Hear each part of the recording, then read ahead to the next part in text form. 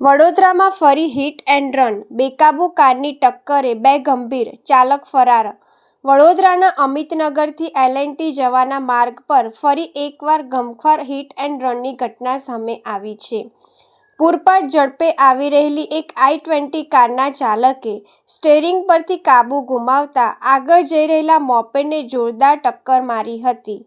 અકસ્માત એટલો ભયાનક હતો કે રોડ પર લોહીના ખાબોચિયા ભરાયા હતા અને મોપેડ સવાર બે લોકો ગંભીર રીતે ઘાયલ થયા હતા. અકસ્માત સર્જાયા બાદ કાર ચાલક વાહન સાથે ઘટના સ્થળેથી ફરાર થઈ ગયો હતો. સ્થાનિક લોકોએ તાત્કાલિક બંને ઇજાગ્રસ્તોને સારવાર અર્થે સયાજી હોસ્પિટલ ખસેડ્યા હતા. પ્રાથમિક અંદાજ મુજબ ઓવરસ્પીડના કારણે આ દુર્ઘટના સર્જાઈ હોવાની ચર્ચા છે. ઘટનાની જાણ થતાં જ સ્થાનિક પોલીસે ફરાર કાર ચાલકને ઝડપી પાડવા તપાસનો ધમધમાટ શરૂ કર્યો છે.